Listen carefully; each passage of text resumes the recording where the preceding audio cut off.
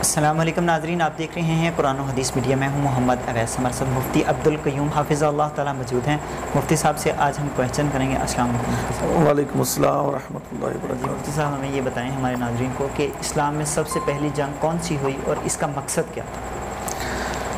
اسلام کے اندر جو سب سے بڑی اور جو سب سے پہلی مارکہ آراج جنگ ہوئی وہ دنیا جانتی ہے کہ وہ جنگ بدر کے نام سے یاد کی جاتی ہے، اور اس کو اللہ رب العالمین نے یوم الفرقان بھی کہا ہے۔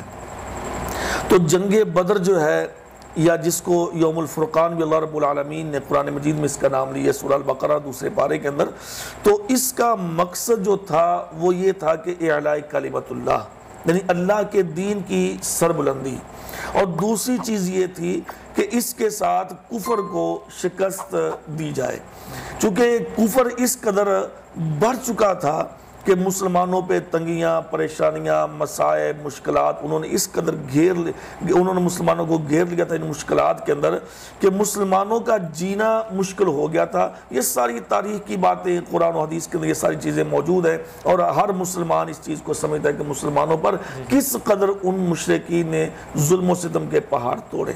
تو اللہ تبارک و تعالیٰ نے پھر سورہ الحج کے اندر یہ آیت نازل فرمائی، اُذِنَ لِلَّذِينَ يُقَاتَلُونَ بِأَنَّهُمْ ظُلِمُوا وَإِنَّ اللَّهَ عَلَى نَصْرِهِمْ لَقَدِيرٌ، کہ آج کے بعد اللہ فرماتے ہیں کہ میں ان کو اجازت دیتا ہوں ان مسلمانوں کو کہ جن کے ساتھ ظلم کیا گیا، کہ اب یہ اپنے بدلے لیں۔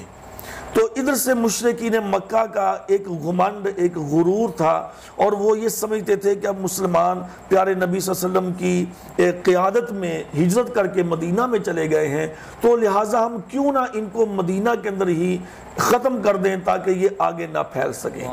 لیکن اللہ تبارک و تعالیٰ کا اپنا ایک ارادہ ہوتا ہے، وَمَكَرُوا وَمَكَرَ اللَّهُ وَاللَّهُ خَيْرُ الْمَاكِرِينَ۔ اللہ فرماتا ہے یہ لوگ اپنی تدبیریں کرتے ہیں، اللہ اپنا ایک ارادہ رکھتا ہے۔ اللہ کا ارادہ کیا تھا؟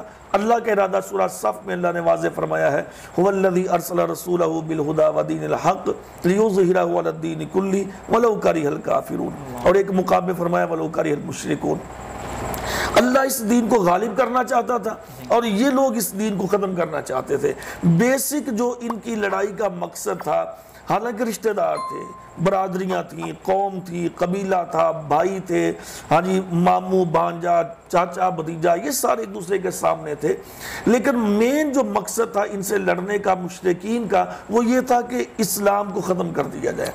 لیکن اللہ اور اس کے رسول صلی اللہ علیہ وسلم یہ چاہتے تھے کہ دین اسلام کا غلبہ ہو، تو مین مقصد جنگ کا یہ تھا کہ اسلام کا غلبہ، اور مشرکین کا مقصد تھا کہ اسلام کا خاتمہ۔ لیکن اللہ رب العالمین نے پھر وہی چاہا جو اللہ چاہتا تھا، لِيُظْهِرَهُ عَلَى الدِّينِ كُلِّهِ، اللہ نے دین اسلام کو غالب کیا، اور مشرکین کے بڑے بڑے سردار تقریباً ابو جہل، ابو لہب، امیہ، عتبہ، شیبہ، ولید، یہ بڑے بڑے جو کافروں کے سردار تھے وہ سارے کے سارے اس جنگ کے اندر مارے گئے، اور ان کو پھر پیارے نبی صلی اللہ علیہ وسلم نے جنگ بدر کے اندر جو کنواں تھا جس کو کلیب بدر کہا جاتا ہے، تو جب ان کی لاشوں کو وہاں پر پھینکا تو پھر پیارے پیغمبر صلی اللہ علیہ وسلم نے مخاطب کر کے ان کو کہا کہ بتاؤ جو میں تمہیں کہتا تھا وہ سچ نہیں تھا؟ تو عمر رضی اللہ تعالیٰ عنہ نے کہا کہ اللہ کے نبی صلی اللہ علیہ وسلم یہ تو مر چکے ہیں۔ آپ نے فرمایا مر چکے ہیں، لیکن اس وقت یہ میری بات سن رہے ہیں، چونکہ اللہ کا قرآن مجید کے اندر یہ اعلان ہے کہ وَمَا أَنْتَ بِمُسْمِعٍ مَنْ فِي الْقُبُورِ، اے پیارے پیغمبر آپ قبر والوں کو نہیں سنا سکتے، لیکن إِنَّ اللَّهَ يُسْمِعُ مَنْ يَشَاءُ، اللہ جس کو چاہتا ہے آپ کی آواز سنا دیتا ہے۔ تو اللہ نے پیارے پیغمبر کی آواز ان تک پہنچائی، انہوں نے سنی، اور انہوں نے پھر اس پہ حسرت بھی کی کہ واقعی ہم غلطی پہ تھے۔